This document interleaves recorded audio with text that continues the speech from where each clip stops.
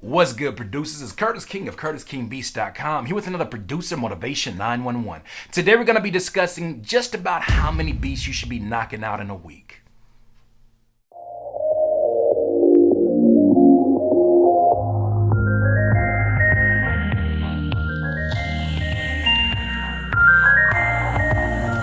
Producers, it is not about how many beats, it is about the quality of the beats and whether those beats are going to sell.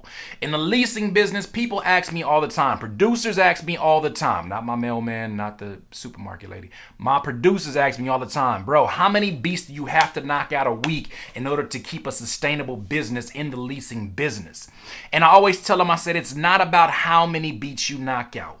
Having that mentality is really you being in a factory mode where you're just knocking out whatever yammers you can knock out. Whatever yammers, Curtis King, I don't know. It felt good. So when you're in there trying to knock out them yammers, you are literally looking at yourself like an assembly line. You should not be in there just trying to knock out some yammers. You should be in there trying to knock out some absolute slappers that are in the lane of the stuff that's going to attract the right customers. Now, when you're sitting there and you're trying to work on beats during the week, for me, I say on a really good week, before I started this album campaign, because I literally have not made a beat in a few weeks and I am fiending, but this is taking a lot of my time. But for me, in a general week, I say I can knock out about, not even can, but I will knock out about 4 to 5 beats will maintain things, even lower than that sometimes, because the thing about it is, really what you're trying to do is you're trying to find a beat that is literally just going to take off. Because when you have a beat that takes off, it's literally the best bait for new customers.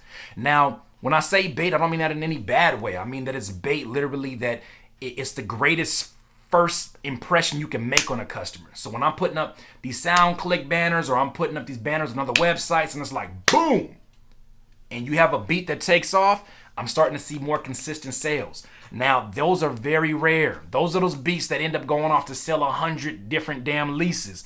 And those don't always happen.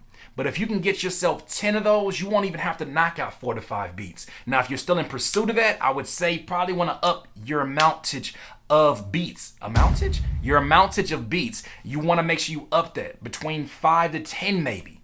But generally, to really maintain this business, it's only 4 to 5. Now, how do you knock out those 4 to 5? Good question. I, every week, start the week on my board. I write about 5 different types of beats that I want to accomplish.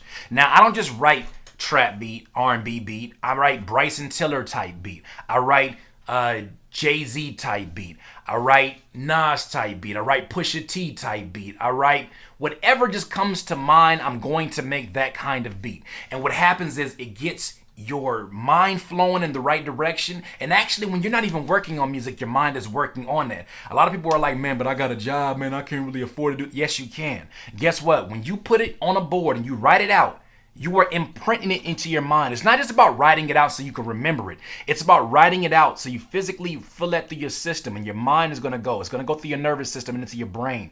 Oh, this is something we need to be thinking about subconsciously. So while you at work and whatever you do, I used to make sandwiches. While you at work and you trying to put the sandwich together, I don't know what kind of sandwich this is, but when you're trying to put that together, your mind is going to work that, damn, it would be crazy to add some snares like in this one song into this R&B song and see what that sounds like. It'll be crazy to use a raindrop as a snare. Shout out to R. Kelly. It'll be crazy to do this. You start getting these ideas that are built around the list that you've already made and put into your subconscious. So you want to make lists at the beginning of the week and figure out what is exactly that you want to do, because what's going to happen is if you do work a 9 to 5, you're going to finally get home, and the same thing that happened to me back in the day, you're going to get home and be like, yes, I get time to work on music. Shit, what do I work on first? We're human. That's going to happen. So write out what you actually want to knock out, because when you write it out, you may even make more beats than you even thought you were going to make. For me, I say sample beat, I say this and that, and I lay it out and I know exactly my game plan for that week. So anytime I sit down, I'm not trying to make any other beat. No matter how much I'm inspired by something, I'm not trying to make any other beat except for that one. So make sure you're making not just the amount of beats, but making the quality of beats that you know for yourself is going to be successful. And the only way that you're going to do that is really doing your inventory and seeing how much these beats are selling, seeing what types of beats are selling, and knowing how to attack it. It's not just about the amount. Once again, it's about being efficient with the ones that you are making. making sure that you make them count. Because when you get one of those that skyrocket off and you start getting 20, 40, 30, 60, 80 leases on it, you're going to want to make sure you follow it up with something else.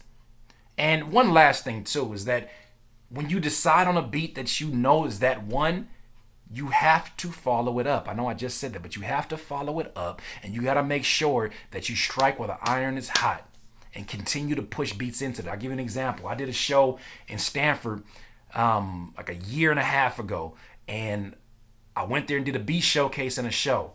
And during the beat showcase, mind you, it's a bunch of drunk college kids who were like, "Woo, party, play some music I could dance to." And I looked up like, you could dance to? Well, I make hip hop and stuff that's really like vibe out music, but I do have a few of these EDM trap beats. Maybe they'll like it, maybe they don't. Guess what I did? I played one of those EDM trap beats that was like, yeah! Had the kegs popping and all that. And I was like, y'all like that? Made another one. I played another one. I was like, see what you do about that. They was like, yeah! It was amazing. I came home juiced up because I played about 6 beats that I had at the time that were in that style. Came out and I said, you know what? I am making 5 EDM trap beats. Note the specifics. 5 EDM trap beats today or tomorrow, whatever. I'm making it soon. And I ended up knocking out 5 beats in that one day. Not saying for bragging rights the fact that it was 5 beats, but literally I knocked out 5 damn beats and I know exactly what I wanted to do.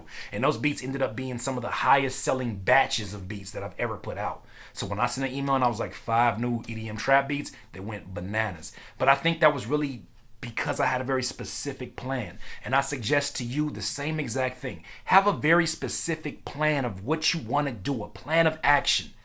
And then you'll be knocking out more beats than you even know of. So to really reiterate and bring it back home, 4 to 5 beats during the week will maintain your business on this, but you're really in search of that golden nugget.